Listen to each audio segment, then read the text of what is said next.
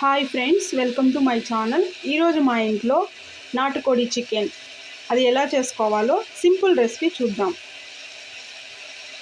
చికెన్ని బాగా కడిగి పక్కన పెట్టుకోవాలి.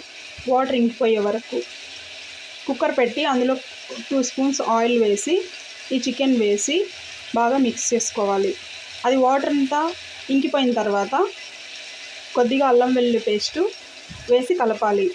తర్వాత కొద్దిగా ఉప్పు, తర్వాత కొద్దిగా పసుపు వేసి 2 పచ్చిమిర్చి వేసి బాగా మిక్స్ చేయాలి.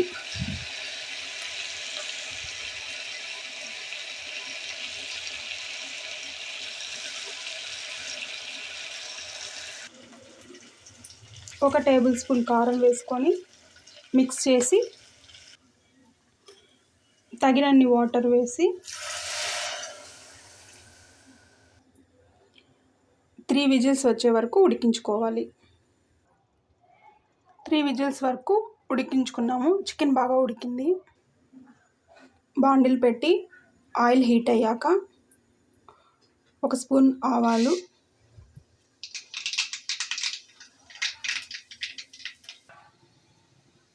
ఒక మీడియం సైజ్ టమోటా, కరివేపాకు, ఆనియన్స్ ఇలా కట్ చేసుకోవాలి. తెల్లగడ్డని చిన్న చిన్న ముక్కలుగా కట్ చేసి పక్కన పెట్టుకోవాలి. ఆవాలు చిటపటలాడిన తర్వాత ఆనియన్స్ వేసుకోవాలి. ఆనియన్స్, తెల్లగడ్డ ఇవి 2 నిమిషాల వరకు ఫ్రై చేసుకోవాలి. ఆనియన్స్ ఫ్రై అయిన తర్వాత ఈ టమోటా ముక్కలు వేసుకోవాలి. వేసుకొని బాగా మిక్స్ చేసి కరివేపాకు వేసి కొంచెం ఫ్రై చేసుకోవాలి. ఇప్పుడు ఈ ఉడికించుకున్న చికెన్ ఎత్తి ఈ బాండిల్లో వేసుకోవాలి.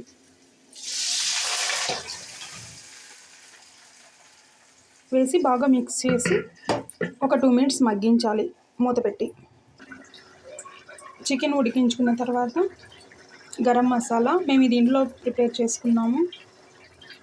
కొద్దిగా గరం మసాలా వేసి ఇంకొక 2 మినిట్స్ కుక్ చే కొత్తిమీర కొద్దిగా వేసుకోవాలి. రుచి చూసి ఉప్పు కొద్దిగా వేసుకోవాలి. ఆల్రెడీ చికెన్ ఉడికించేప్పుడు కొద్దిగా వేసాము. ఇప్పుడు రుచి చూసుకొని కొద్దిగా ఉప్పు కొద్దిగా వేసుకోవాలి. కొద్దిగా మిరియాల పౌడర్